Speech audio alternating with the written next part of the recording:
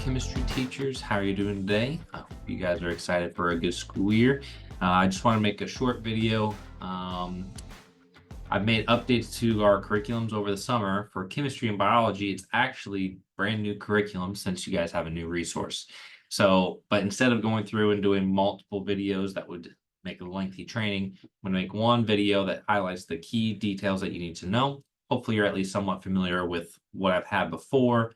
So this will just kind of be 20 minutes. Here's what you got. I'll have an additional video and we'll have more training on the actual use of the resource. We'll do that separately, just because it'll take a bit more time. So let me go ahead and share my screen and we'll get going on this. And hopefully won't take too long. So all my curriculum is found multiple places. Most of you probably use the Teachers Lounge, and I'll make sure that that always stays updated. CIPD also has a resource hub, and I have a page on there. I'll show you how to get to this link. I think it's in the description, but I'll show you where it's at on the curriculum maps a little bit later. But you just come on down, find 10th grade, and open it up. So we'll start off with the scope and sequences. Most of my curriculum scope and sequences, I have two different versions. One is fits in one page, and the other it does front and back. The chemistry resource broke everything down into modules, and then each module had different lessons.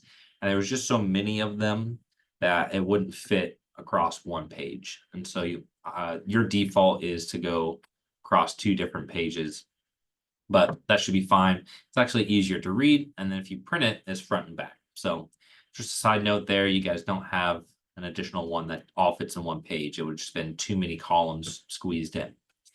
Your scope and sequence, as before, gives you a good idea for what is being taught throughout the year.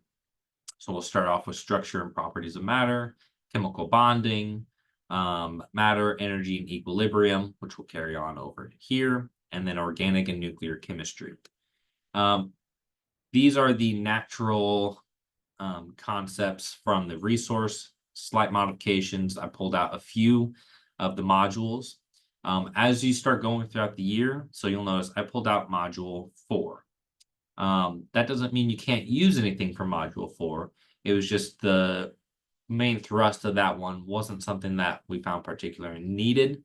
How you do the numbering of electron configuration just gets complex. Let's just focus on periodic table, structure of atoms, etc. But there's a few that I pulled out, so hopefully that helps with pacing. But this is our first year using the resource, so I think pacing is going to be a little bit difficult to nail the first time. They do have what they've put as the amount of time it should take for each module, so I took that into consideration and tried to keep it as workable as possible. So when we get to the quarter assessments for this year, I'll make sure that the questions I'm pulling from don't weigh heavily or at all on the things that come at the end of a quarter. So that way it's a bit more fair. And then based off how this year goes, we can restructure, cut out different things, and kind of make a more cohesive scope and sequence for next year. Now, the units don't necessarily line up with the quarters perfectly. So instead, what I've done is you can kind of see this line here in the middle is slightly more bold than the rest of the lines. So this line marks this is the end of quarter 1. And so that also you can notice by the bottom here. We'll end quarter 1 there. So that's just going to be how that works. And then quarter 2, we'll pick up in the middle of this unit and carry on. And then quarter 4 actually is just one unit of the resource. So hopefully it all kind of works out. Quarter 1, quarter 2, quarter 3, quarter 4. Hopefully all the pacing works out. I put a little bit of thought into it using what they have and breaking that apart. We'll see, and we'll make adjustments. This will just kind of give you, here's what the focus questions for each module is, your proficiency scales, the standards. I may make some updates to the standards, but generally speaking, it's all going to be kind of what's listed there. Your guiding phenomenon, each module has a little phenomenon to hook the students, get them interested, and then they can come back and answer at the end. and then your quarter assessments, which I'll have as soon as I can get those created. You'll notice I only have the first curriculum map done for quarter one. Actually, it's just for the first unit. It probably doesn't include these guys. But as the year gets going, I'm going to be working hard because I still have to keep working on this, physics and biology and anatomy, a lot on my plate. But I'll keep updating these. Now that I have a system, it should move pretty rapidly. So that way you guys have these when you need them. All right. That being said, that is your scope and sequence. Use this to kind of think about how your year is structured, what's coming up, how can I tie these ideas together. But most of your weekly and daily lesson planning will happen within each unit map. So on our curriculum landing page, I've brought to you a lot of the resources to help you plan out your unit. Starting off here at the top, and you'll notice I have a few things I needed to add in, but those will come with time. They didn't have a unit guiding phenomena, but they do have individual module phenomena. But what they had was what they call a science probe. So I put a brief image of what it is kind of covering here, but I'll open up the document. These are kind of cool. It gives a scenario to a student. So they're going to shake up a soda bottle, release the gas from it, close it, shake it up. And each time they're weighing the mass, and they want to, it's basically like, okay, what happens to the mass as they keep doing this experiment? Shake it up, release the fizz, so on. So then it's, all right, so which graph best represents what they observed? Very simple graphs, but you can say, well, it's going to decrease rapidly at first and then less and less so because all the gases have escaped. Now the students, this would be, at the start of the unit, maybe they go, well, it's just air. Air doesn't have a mass. And so they just kind of go, nothing. Or they aren't really good at reading graphs and pick one of the other ones. And so they also explain their reasoning.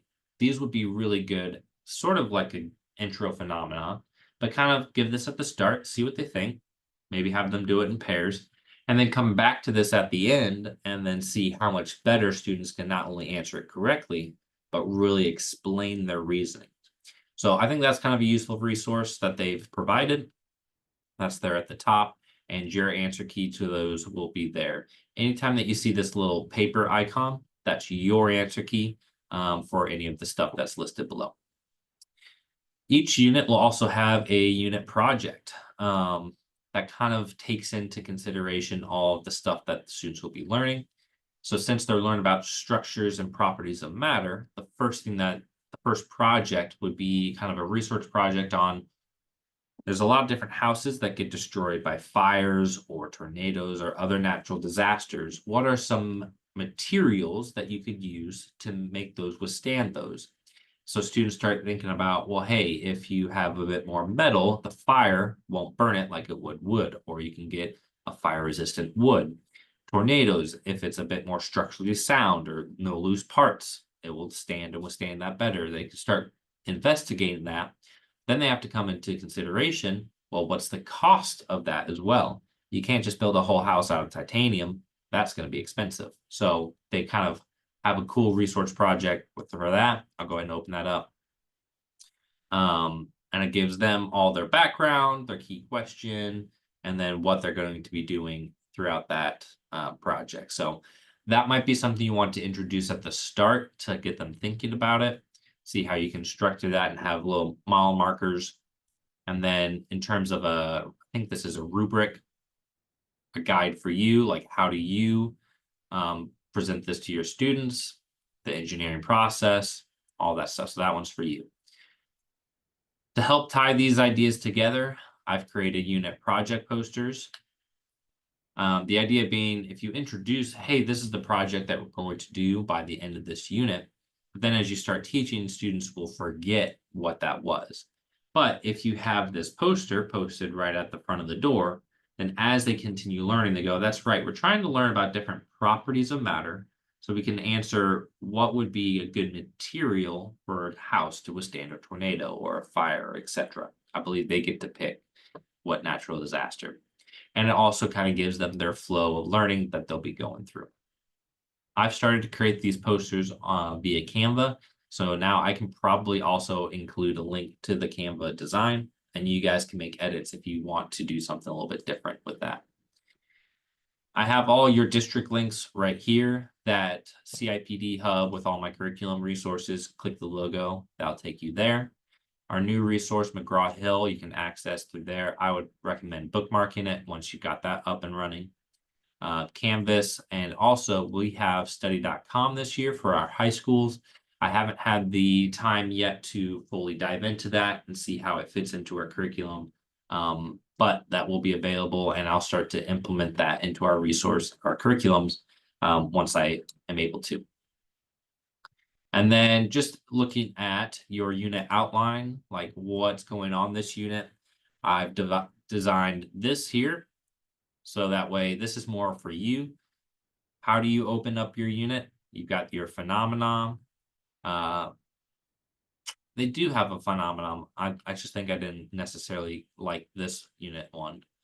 But you open up your unit. You could do the project. You could do the science probe. I don't probably recommend doing all three, but you start to think, what do I want to do with my students to engage them throughout this? And then they're going to be doing matter, properties, and its changes, the structure of the atom, periodic table, and periodic law. And then this is the main question for each of them that they will be able to answer better at the end. Each module, so these are your modules, each module comes with 3 or 4 different lessons. So this will be where the main area of the content is within the lessons. And when we do training on the resource, I'll show you this structure as well. And then you want to close each module. Each module has different things that you can close with. You have reviews, you have tests, you have 3-dimensional assessments, you have a CER writing, revisiting the phenomenon. There's different ways that you come back to close each module. And then you close out the whole unit. There's that STEM project that we talked about, how to utilize properties of matter in construction. So you see that there's a lot of things that kind of go at the start and end of different learnings.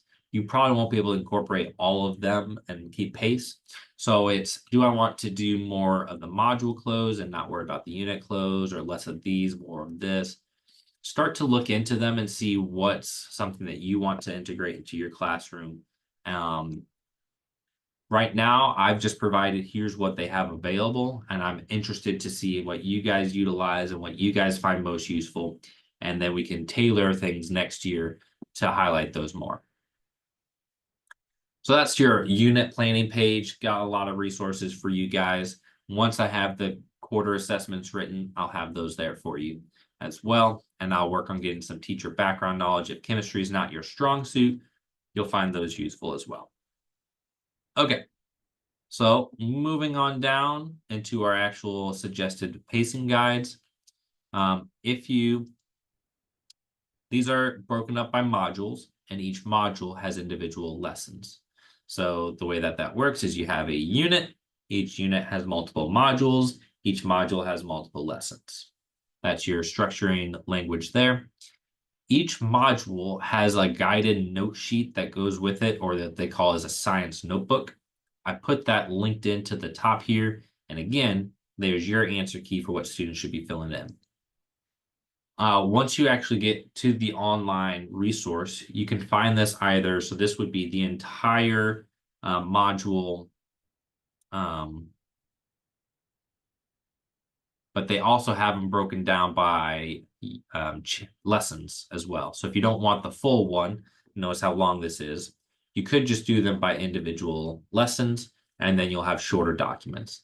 But if you just wanted them to have one printed out at the start, and then they fill this in as they go, or you print off individual papers, you can do that. And then you have your answer key to what they should be answering there as well. So that might be useful for students keeping track of their learning as they go.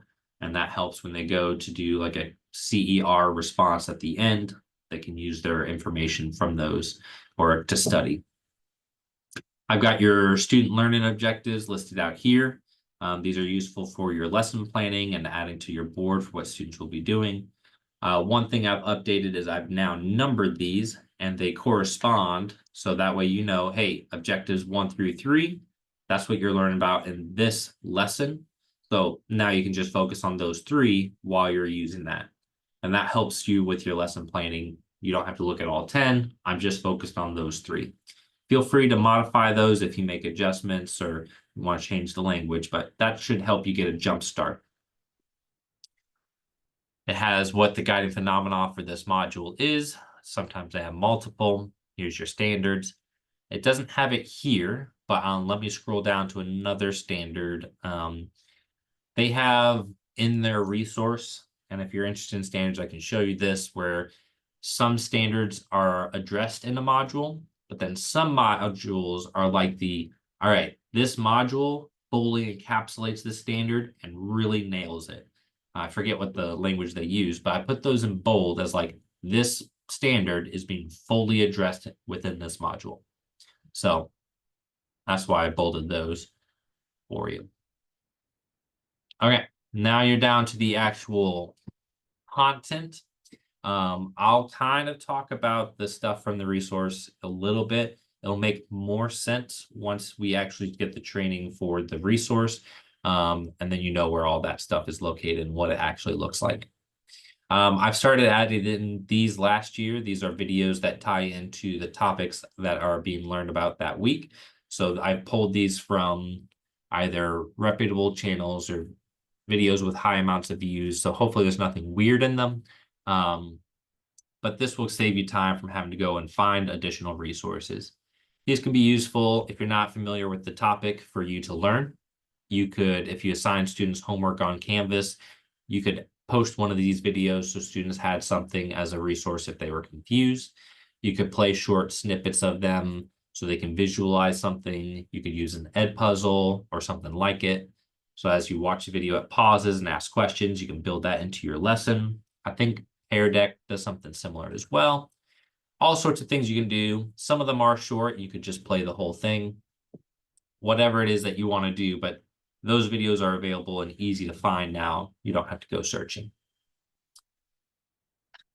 Moving over, anytime that there is a lab, hands-on lab, or a virtual lab, I put it in this column.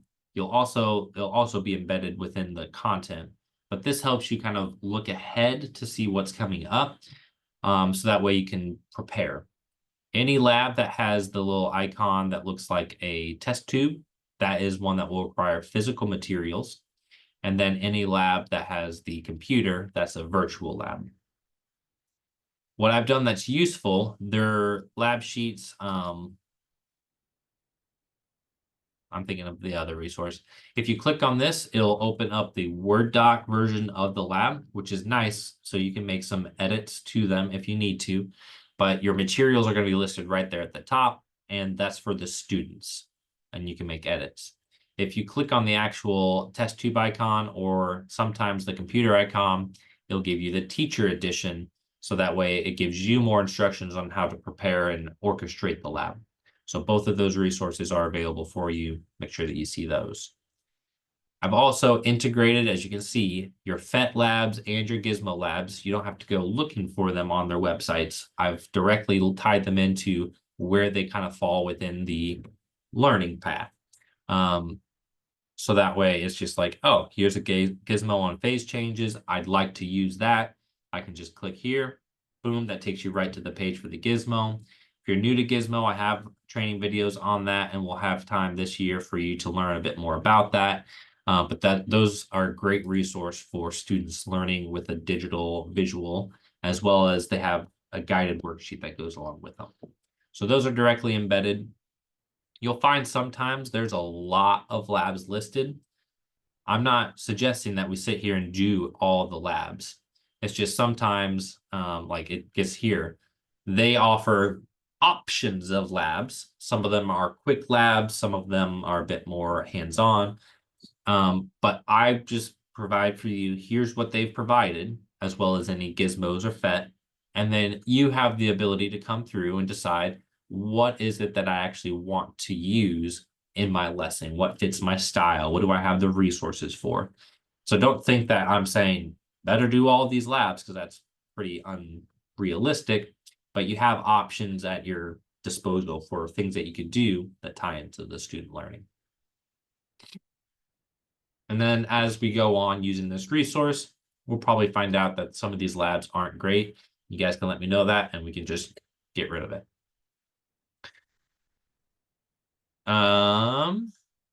Then I told you guys we're getting Studia.com. Once I've kind of familiarized with myself with that and gotten training, I'll try to embed some resources there for your students to use as an extra resource. Then you actually get into the lessons and what the resource provides for you guys. The title right here is actually a secret link. Click on it, and there are your PowerPoint slides for that unit. You'll notice what I've been trying to do a lot with my curriculum map is pull out of the resource some of those things that are quick and useful, like boom, now I have my PowerPoint. You didn't have to log into McGraw-Hill, find the right module, find the right lesson, open it up, download. I just given you quick access to a lot of the labs and this to make it a bit easier. Some of the stuff on our resource is designed for being done online or with the student books, which will be delivered. But I wanted to pull out and have available for you guys some of those things so you can either quickly use or at least look at. Our resource, McGraw-Hill, which is called Inspire Science, follows the 5 E's. So they engage, they do the explore and explain, elaborate, evaluate. Couple quick notes. The explain is typically pretty short. Actually, the first one uses a FET, but none of the other ones I've seen so far uses that. The explore and explain, I would say, is the main area that you guys will be using the resource for students learning. When we do a video on the resource, I will show you guys how to utilize that a little bit better. The elaborate, what I've actually done for that, the elaborate is typically just like one thing. And if you open it up digitally, it's just a question and a text box field for students to type their answer. And so it may not be useful to actually do that assignment digitally, but you could, here's the question that they're asking, and this would be a good opportunity to use a CER template for students to kind of answer that question. So I've just written the question out so that way you don't have to actually go into the elaborate, pull it up, see what the question is, because I think it can be utilized much better paper pencil or on some separate document.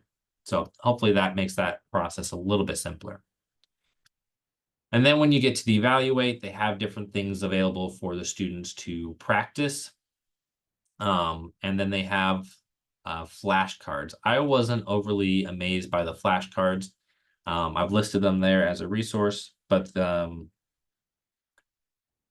it's basically just normal flashcards. So I might choose something different. And then their lesson check, properties of matter. Their lesson check isn't digital. You have to do it on the resource, but I do have the answer key pulled out for you as a quick access. And so that's there for you. Occasionally, some of the activities will have a worksheet that goes with it. And so I've pulled those out and you can see how I've highlighted that there. So this one, and they're actually pretty good. So this one kind of deals with utilizing some of your math skills, visualizing the conservation of mass, not math. But it has a really good image, and then there's some questions that go with it. And I really like that image and that use there. So they do have really good kind of worksheets occasionally that you can print and hand out. And again, you got your answer key. So everything you guys need to be successful. As you go through, you got all your lessons, and then your module has its, hey, go ahead and close out the module with some assessments. They give students a study guide, and you give you your study guide answer key. I did not add that link in, so I have some work to do yet. Let me see if I did it for another one. Nope, I got to go get the study guide answer keys for you guys. But anyways, so you wrap up your module, take the test or pull questions from the test, and then you move on to the next module in your next learning. There'll still be a lot of learning for things that the resource provides. They have an AI component that we should have access to. There's different ways that you can use some stuff. It takes just a second to learn the resource and navigating, but as I've started to build this out and I've kind of understood the navigation, I can see a lot of potential for stuff that can be used with some of that creativity that you guys bring to the table as well. So I'm really excited for how we can utilize this resource, and it brings a lot more to the table than what we had before. I'll go ahead and finish up now, so that this video doesn't get too long. But just when you get down to the bottom, it reminds you to go back. Hey, don't forget to do that unit project or go back to your guiding phenomena, however you want to wrap up the unit. So that way you kind of tie things off with a nice bow. Okay, that should do it. I hope this was useful for you guys kind of visualizing how I put this together. Hopefully it makes it easier to use, and then I'll have a separate video on the actual resource on McGraw-Hill, and that should tie everything together. Additional training, you start to use it, and that's how we'll roll. Alrighty, I will be around if you guys need anything, have any questions, and I'll see you guys in the next video. Bye.